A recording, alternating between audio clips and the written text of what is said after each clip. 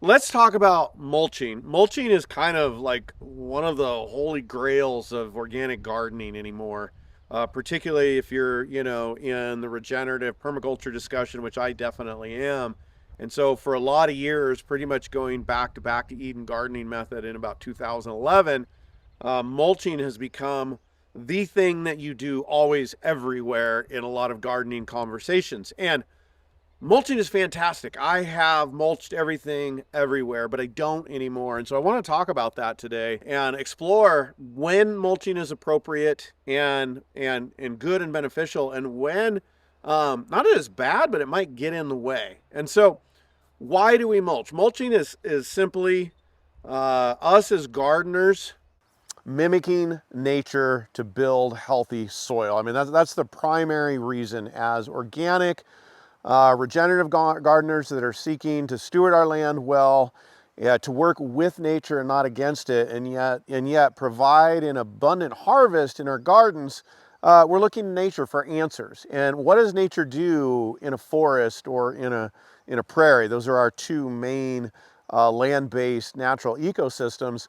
Well, the soil, the ground is always covered. It's always dropping organic material and covering the ground, and life springs up from that. And there's, a multitude of reasons for that. That is how a natural system basically fertilizes its system, right? It lays down the organic matter from the trees, whether they're deciduous. Evergreen does a little bit differently, a little bit slower, but they're still laying down pine needles.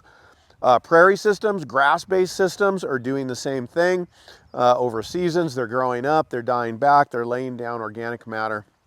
And that is protecting the soil biology that is underneath all of that, okay? That's there working to break down nutrients, break down organic matter, and feed the plants in that system. Mulching slows down erosion. It helps hold in moisture, very, very important. It moderates temperature, which is actually one of the challenges for gardeners in certain situations. And it provides the organic matter necessary for all of life, both all the soil biology and then for the plant growth itself as well. So it's a very, very important concept in nature out there. And so we're mimicking that as gardeners, as orchardists often. Bare soil dies, the sun bakes it, okay, and it kills the life in the soil. If it dries out and bakes it, then the wind blows away that soil, or you have erosion. So mulching becomes very, very effective in the garden to allow us to build healthy soil as we're mimicking nature. And it helps slow down evaporation and stop your soil from drying out. It actually feeds the soil, as your healthy topsoil that's full of biological life is up against it, it's slowly going to break it down and take the organic matter, the carbon that's in that mulch, along with some other nutrients. It's not your primary nutrient source. Um, and it's going to break that down and continue to help you build healthy soil. So these are very, very nice systems. If you're in hot and dry environment, mulch is essential, right? It gives you a barrier. It lowers soil temperature, because in hot, dry environments, your surface of your soil can get 140 degrees, 160 degrees. That's terrible for your vegetable garden plants. So mulch is really, really effective at moderating that soil temperature. Of course, it's holding moisture in, it's slowing down evaporation. And so in hot, dry environments, that is extremely effective. Another great thing about mulching for the gardener is weed control. Absolutely phenomenal for weed control. So weeds, that's any of these plants that we don't want in our garden. And a lot of them are, reparative or restorative plants. So when we have bare soil, there are certain seeds that are going to respond to hot, dry, the different environments, and they actually sprout and develop and grow up to repair the soil. They're often nutrient miners. They grow up and they cover the soil, right? Because the soil's bare. And so we have all these weeds that grow up, and we don't really want them in our vegetable garden. Well, mulch is a way to contain that, because you're giving some distance between that seed layer of where those seeds are and the surface, and you're stopping the conditions for being just right for those weeds to sprout up, and so they stay dormant down under the soil if you've got several inches of mulch. They just don't get the signaling to come up. So that is another great way. It can literally reduce your weed load by like 80% over a couple years as you mulch regularly. Mulch is very powerful. It's very effective. It is a very, very good thing to do. And you'll see all over the internet why you pretty much want to mulch everything everywhere, no matter what you're growing. There's different strategies, different mediums.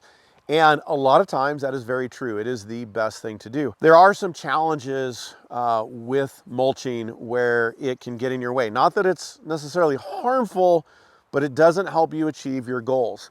And here in our garden, this is our main crop garden in North Idaho. It is late May right now, and you can see what our growing season is like. There's not a lot here. Stuff's getting ready to come up. It's a cold season. It's slow to get started. You can go back and look at some of my older videos when we first got it started in this garden, and we mulched everything. We kept this in deep, deep mulch. Here's what I learned. In my environment, where I'm still getting 40-degree temperatures, even in the summertime, even when it's 90 or higher in July and August, and we're still getting down into the low 40s and occasionally into the 30s, it's a cold environment. And so it's very slow to warm up. And that is key. That is the problem with mulch in my environment. In a lot of your environments, if you're in a northern climate, is that it covers the soil. It moderates temperature beautifully, but it means our soil warms up much, much more slowly. And it really slows down our progress in a northern garden. And I found it really getting in the way. And where I was trying to extend my season, the mulch over all these beds was really, really in the way. And so I decided to try something different. And this is essentially why I don't mulch everything anymore. It does such a good job at temperature moderation that it was slowing our garden down, and that's not what we want here in North Idaho. So here's what I've gone to doing, and you can see it pretty clearly in these beds. There's a few things happening. One, you'll see the garden rows. I'm working kind of market garden style, 30-inch rows in about 18-inch beds roughly. And I no longer put solid mulch down on the beds most of the time. There's a few exceptions, but as a general rule, I'm not doing that anymore. I am continuing to mulch all the walkways. So about a third of our garden space is still mulched 100% of the time. And so that's still holding moisture in. You can see when I step on it, this is like a sponge right here. It's very soft, so it's reducing compaction in these walkways. Like I think I just said, it's holding moisture in. It's at least preventing weeds in here. Because we've not tilled this in so long, we're not having much weed pressure in the middle either, but we especially don't have it in the walkways. It's almost non-existent. So I'm continuing to mulch where I can, and that is in the walkways right here. We make all our compost on site now.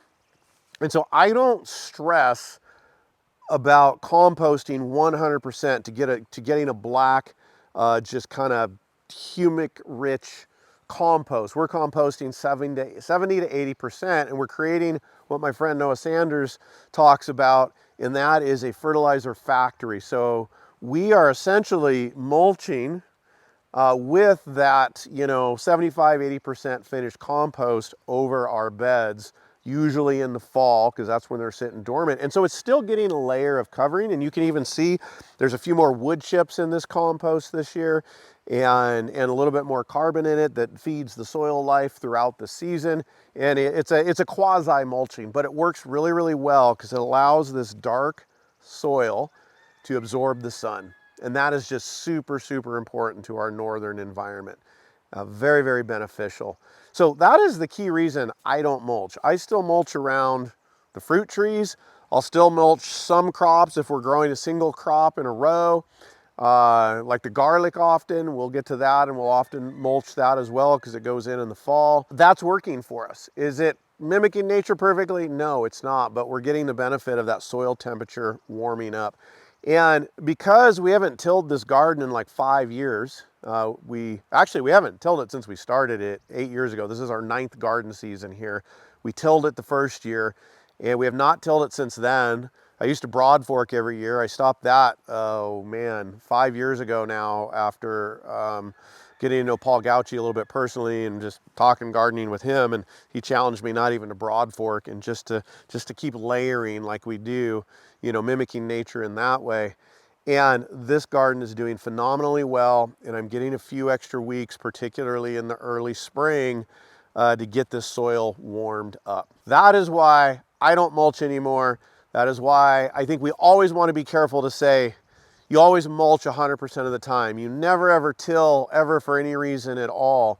These are good practices, they're good principles, but there are always exceptions to the rules, and we need to make sure and use our toolbox well and adapt the things we're doing to the environment that we're in.